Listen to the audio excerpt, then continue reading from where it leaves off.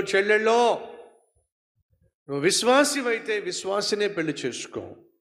మరొక అవిశ్వాసిని పెళ్లి చేసుకుంటే వాళ్ళను ఇబ్బంది పెడుతున్నావు, నువ్వు ఇబ్బంది పడతావు. కుటుంబంలో కలిసి ఉండడం సాధ్యం కాదు. విశ్వాసాలు కలవనప్పుడు, మనసులో ఉన్న విశ్వాసాలు కలవనప్పుడు మనస్సులు కలవవు. మనస్సులు కలవనప్పుడు మాటలు కలవవు. మాటలు కలవనప్పుడు మనుషులు కూడా కలవరు. కాబట్టి ఎవరి విశ్వాసము కలిగిన వాళ్ళు వారి విశ్వాసంలో ఉన్న వారిని పెళ్లి చేసుకోవడమే క్షేమమో. క్రైస్తవ సమాజమా, నువ్వు క్రైస్తవుడు అయితే క్రైస్తవురాలనే పెళ్లి చేసుకో.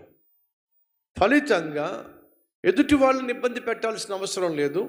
ఎదుటి వాళ్ళు మన వల్ల ఇబ్బంది పడాల్సిన అవసరం లేదు. ఎదుటి వాళ్ళని మనం చేసుకోవడం వల్ల, మనం ఎదుటి వారిని చేసుకోవడం వల్ల మనం ఇబ్బంది పడాల్సిన అవసరం వస్తుంది, వాళ్ళు ఇబ్బంది పెట్టాల్సిన అవసరం వస్తుంది. ఇతరులు ఇబ్బంది పెట్టమని దేవుడు మనకు చెప్పలేదు కనుక మన విశ్వాసము మనది కనుక మనం కలిగి ఉన్న విశ్వాస ప్రకారం వివాహం చేసుకోవడం, విశ్వాసిని వివాహం చేసుకోవడం అనగా మన విశ్వాస ప్రకారము మన విశ్వాసంలో ఉన్న వ్యక్తిని మన బిడ్డలకి ఇచ్చి వివాహం చేయటము ఆశీర్వాదం. నేనేదో తప్పు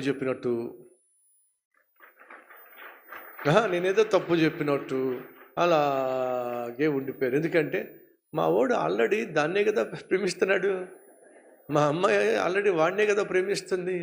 ఇప్పుడు దైవజనులు ఎలా అంటున్నారు, ఇక పెళ్ళి అయినట్టే, ఇక ఈ పెళ్ళి